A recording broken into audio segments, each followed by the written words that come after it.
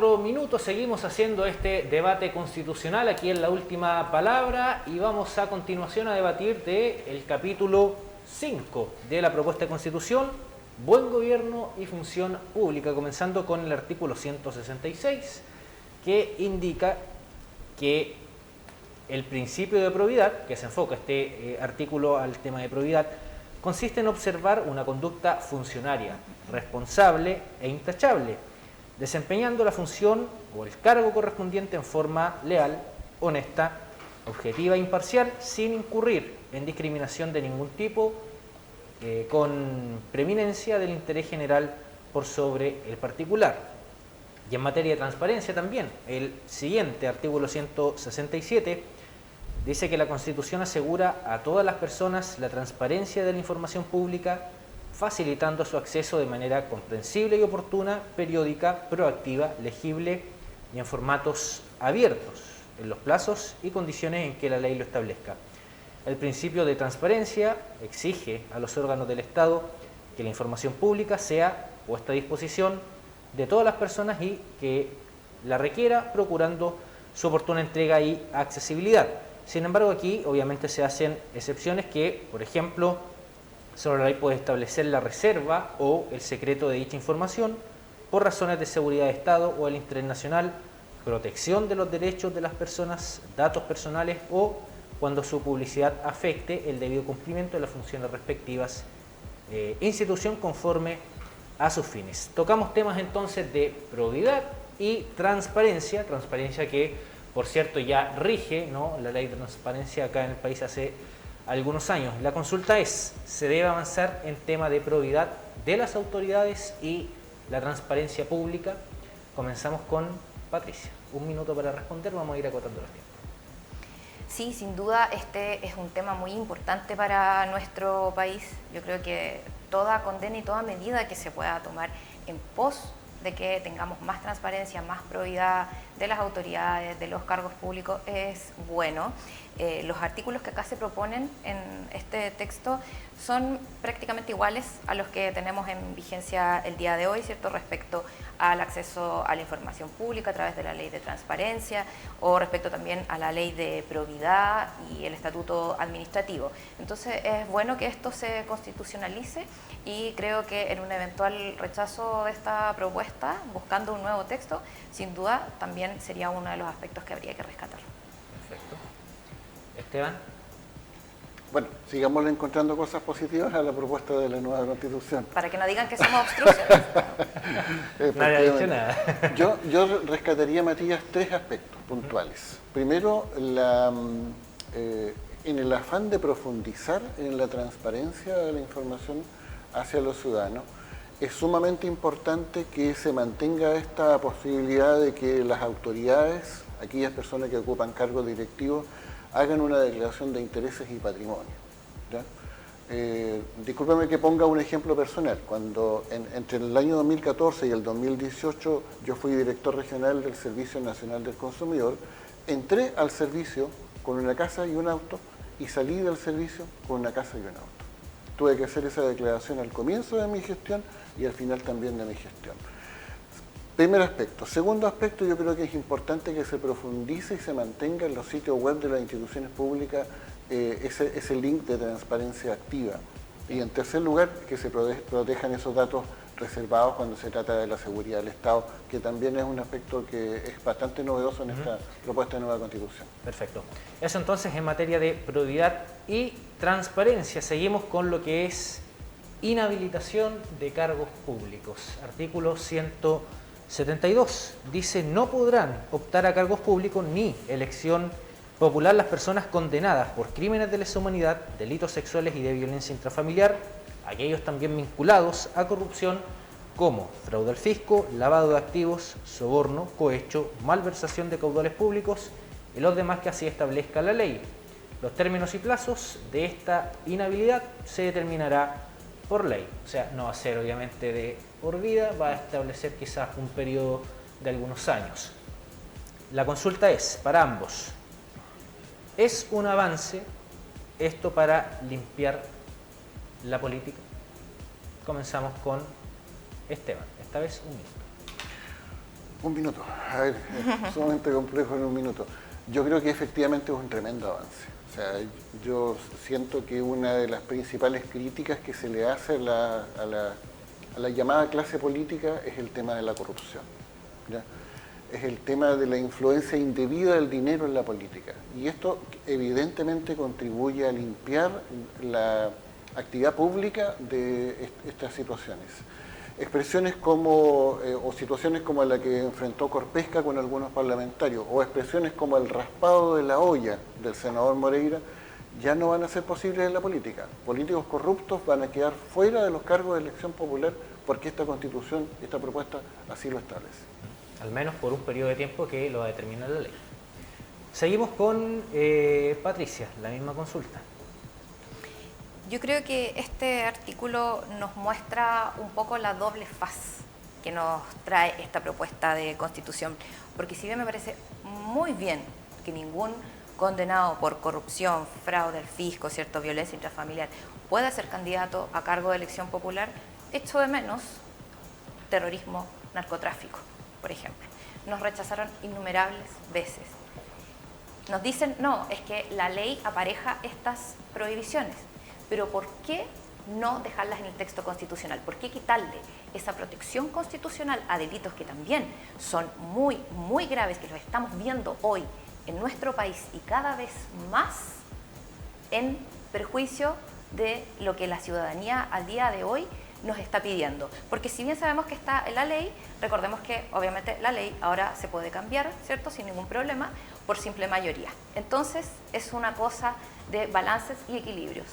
Pierde la garantía constitucional de que narcotraficantes y terroristas, por ejemplo, puedan ser candidatos a cargos de elección popular. ¿Estaría de acuerdo con el articulado si incluyera esas dos, digamos, terrorismo y cuál era la otra?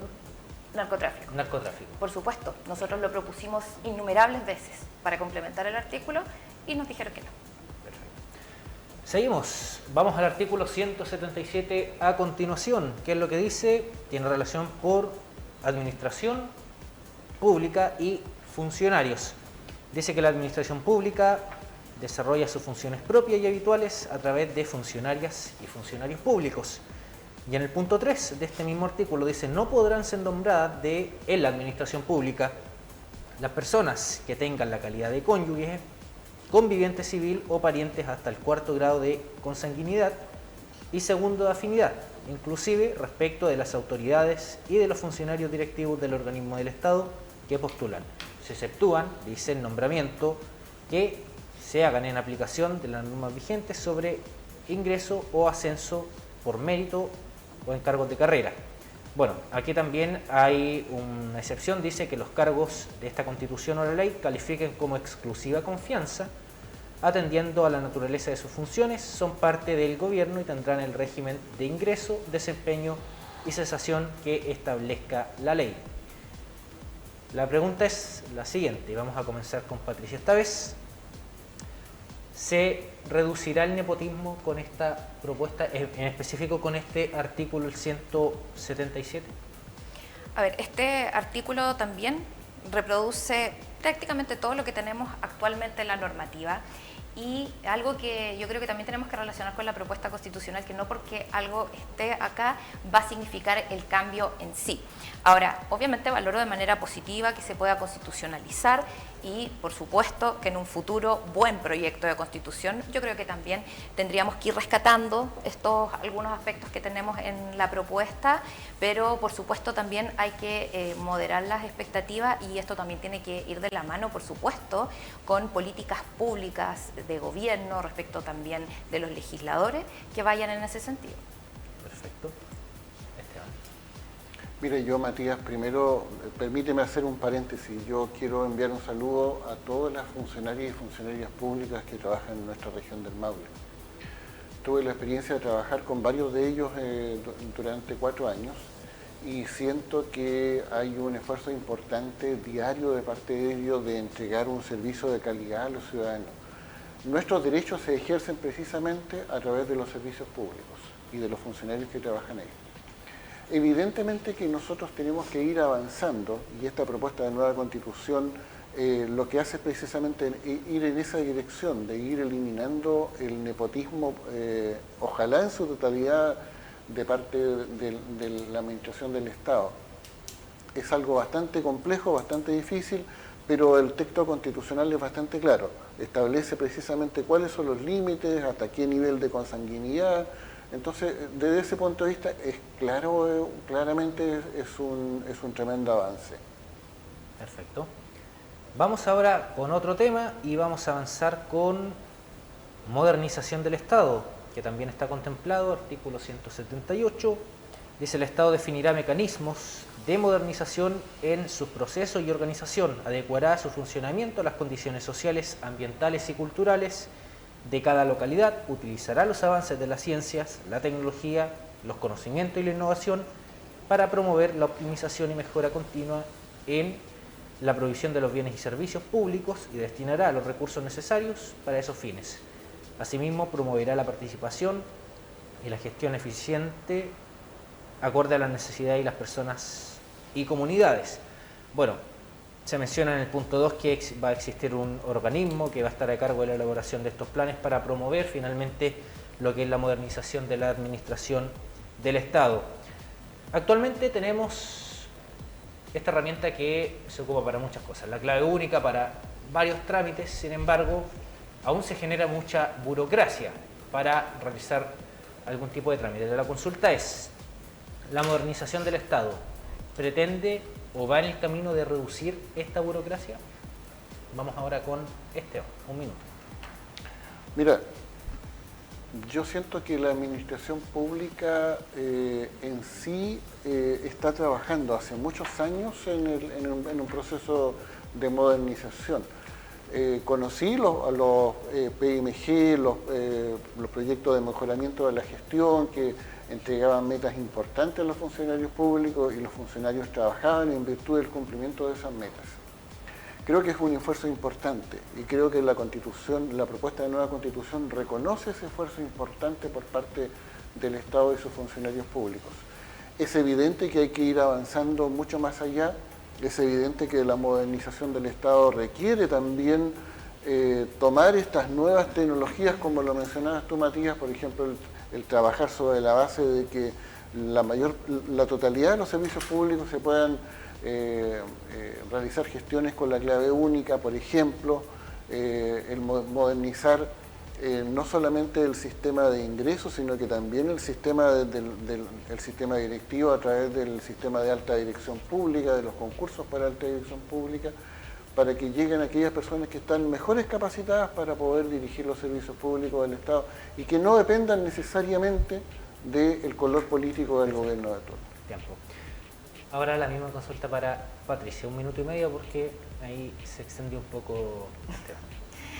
Creo que respecto a modernización del Estado, que estos artículos que suenan muy bien, pero nuevamente tenemos esta doble faz de esta propuesta de Constitución, porque nos habla de modernización, ¿cierto?, de mejora en los procesos, entre otros, pero por otra parte crea muchos organismos nuevos, más burocracia también, incluso más parlamentarios, ¿cierto?, entre otras cosas. Entonces creo que también es bastante contradictoria en ese sentido, porque va a aumentar también el gasto público en crear muchas más instituciones, que varias de ellas probablemente no van a ser tan necesarias, y se produce esta incongruencia entre lo que sería la modernización y seguir creando más potestades y sobre todo más facultades administrativas.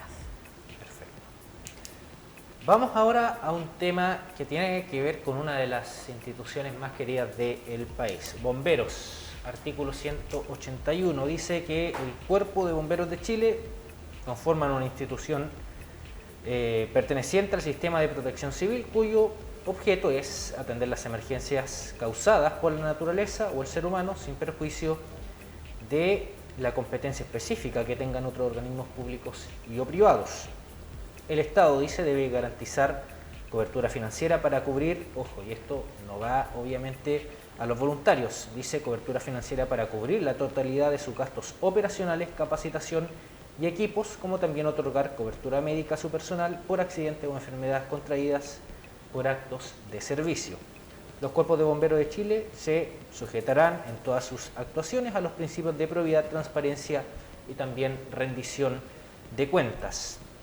La consulta ahora es: ¿debe el Estado entregar cobertura financiera a bomberos? Recordemos que esto no es un sueldo que se le va a entregar a los voluntarios, sino para sus gastos técnicos y, como se menciona acá, operacional y capacitación de equipos. Comenzamos con Patricia Antares. Un minuto. Creo que este es uno de los pocos artículos en que a lo mejor podríamos haber tenido, ¿cierto?, un acuerdo transversal, porque la mayoría de ellos se hizo sin acuerdo transversal, pero sin duda es positivo que se pueda garantizar un financiamiento a la institución de bomberos de Chile. Es algo en general necesario, que también se ha tratado de normar por ley, y creo que en eso hay que seguir avanzando, porque no solo con la consagración en el texto constitucional vamos a tener esto que se haga efectivo, sino que todo depende del proceso, sobre todo legislativo. Ahora, también hay otros grupos de la sociedad civil, como por ejemplo las organizaciones de voluntariado, una iniciativa que yo patrociné también y que finalmente no quedó en el texto constitucional. Entonces, esto yo creo que es valorable de todas maneras, y hay que seguir avanzando también en esta materia, sobre todo a nivel legal. Perfecto. Esteban, ahora, la misma consulta. Mira, yo siento que evidentemente, tú lo mencionaste, es una de las instituciones más queridas por parte de las chilenas y los chilenos. Es complejo para mí hablar de bomberos, porque tengo una cercanía especial con esta institución. Si bien es cierto, yo no soy voluntario. Mi gran amigo de mi niñez y de la adolescencia, Guillermo González Rojas, primer mártir del Cuerpo de Bomberos de Linares, y un ex apoderado, Alejandro Mancilla, del Cuerpo de Bomberos de San Javier, fueron personas a las cuales yo conocí. Conocí su espíritu de servicio público, y creo que, a diferencia de la Constitución del dictador, que no reconoce absolutamente nada de este tipo de iniciativas de voluntariado, menos de bomberos, la propuesta de nueva Constitución lo que hace es establecer un apoyo importante a lo que ya se ha dicho, una de las instituciones más queridas por nuestra comunidad y una de las instituciones más necesarias, que si bien es cierto, la realidad dista mucho de lo que son otros países donde son personas pagadas y que tienen un trabajo estable, pero se entiende el sentido de voluntario, digamos, en torno a este espíritu que tiene bomberos en nuestro país. Perfecto. Y vamos al último tema, después vamos a pasar a las preguntas cruzadas y finalmente los comentarios que nos lleguen por Facebook. Artículo 182. Aquí podríamos hacer un programa completo de este artículo.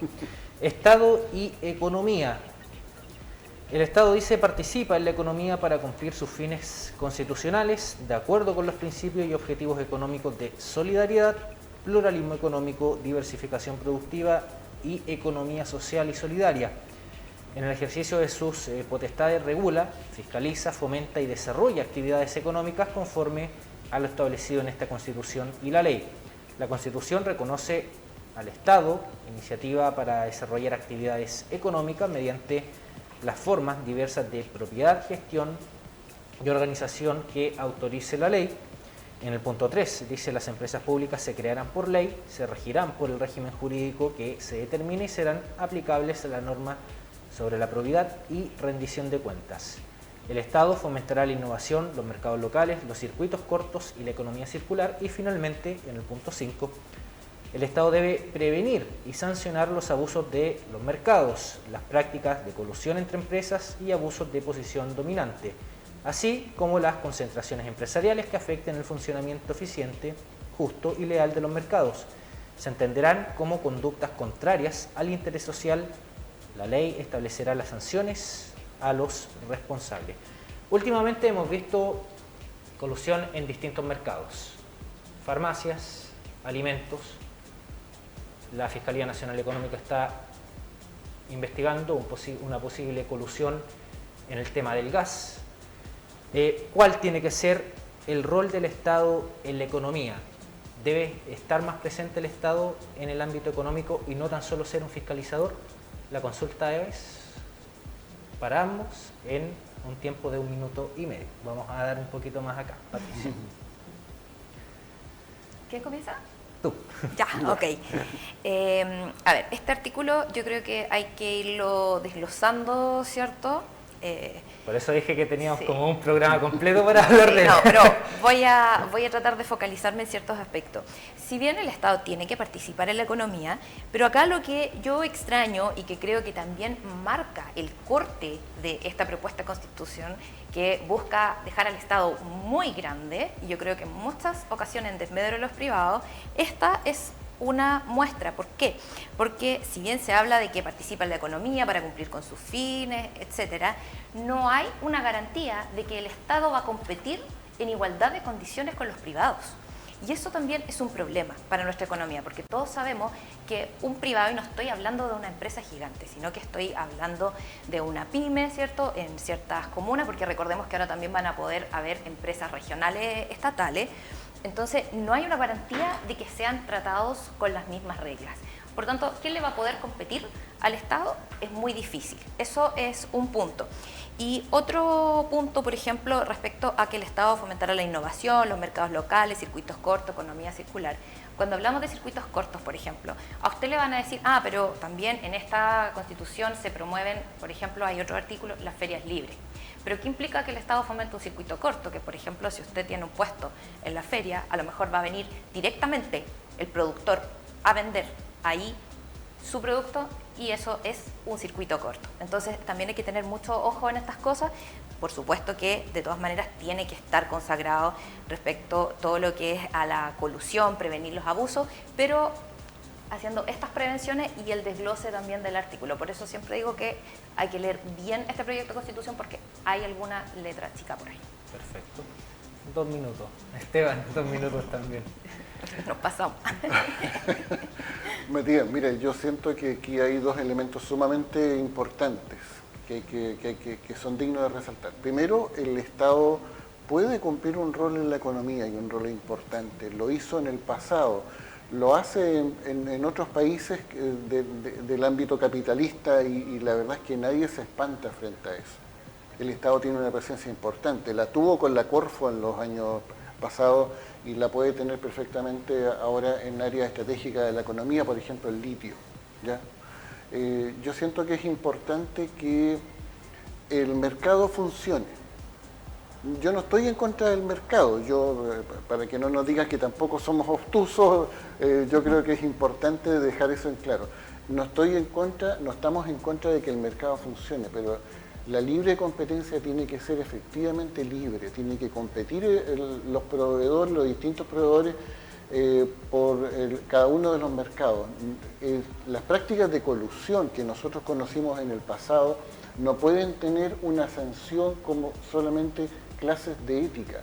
Efectivamente tienen que ser castigadas con penas, porque de lo contrario el mercado, el famoso mercado que tantos defienden, no funciona como corresponde. Perfecto. Bueno, ahí estamos entonces, alcanzamos con lo que teníamos pensado abordar. Preguntas cruzadas, lo último, muy breve, 1 minuto para cada uno. Comenzando con Esteban. Ya. Mira, Patricia, yo siento que los defensores a ultranza del mercado y que tratan de que el Estado se jibarice cada vez más, que sea más pequeño, siento que les cuesta ver una visión en la cual el Estado se complemente con los privados. Si el Estado construye un camino, es más fácil para las personas poder transitar y poder instalar negocios alrededor de ese camino. Es complejo para poder entender esa visión de que el Estado se pueda complementar con los privados. No, en absoluto. Yo creo que es bastante positivo que el Estado se complemente con los privados, y precisamente es esa palabra, complementarse, no perjudicarlos. Y eso es lo que me hubiese gustado más, que se hablara de complementación con los privados, que no está en este texto de propuesta constitucional. Perfecto. Patricia, 1 minuto también para la pregunta. Esteban, respecto a lo que hablábamos sobre las inhabilidades para cargos públicos, A nosotros, en general, a la mayoría de los constituyentes, yo creo que a casi todos, nos pareció muy bien que se incorporara el hecho de que no pudiesen postular condenados por corrupción, por fraude al fisco, entre otros. Pero algo también que decepcionó mucho, y yo creo que también a la ciudadanía, fue que se rechazara la indicación de que también se incluyera. No estamos hablando de eliminar lo otro, sino que sumar el narcotráfico, el terrorismo, por ejemplo. ¿Qué opina usted respecto a los constituyentes que hoy día representan el sector del apruebo, ¿cierto?, que rechazaron estas indicaciones? Yo no tengo un juicio particular sobre los constituyentes y el aporte que hicieron, digamos. Yo siento que estas normas, toda esta propuesta se hizo sobre la base de aquellas indicaciones que se aprobaron con los 2/3 de la convención. Yo entiendo, y lo hemos conversado desde un primer momento, que esta propuesta es mejorable y efectivamente hay muchas indicaciones que se le pueden hacer. Pero es un retroceso quedarnos con la Constitución de la dictadura. Yo creo que es un avance importante que aprobemos el 4 de septiembre esta propuesta y que sobre esta propuesta se puedan hacer mejoras sustanciales. Y eso siempre es importante, siempre es valorable. Y eso siempre va a ser bueno para nuestra democracia. ¿Pero se debió haber incluido terrorismo y narcotráfico? Es probable, yo no lo descarto, pero efectivamente hay una ley que sanciona esos delitos, entonces yo tampoco entiendo que eso haya quedado en nada. ¿Ya? Bueno, de esta manera estamos ya dando término a este episodio de La Última Palabra, especial debate constitucional, abordando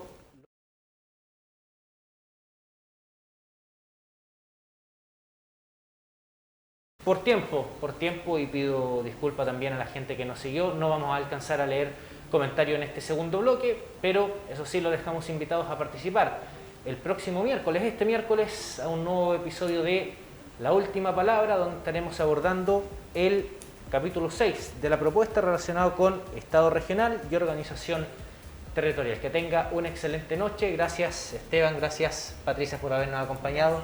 Nos vamos a ver el miércoles, así que ahí estaremos debatiendo nuevamente. Que esté muy bien. Chao, chao. Hasta luego.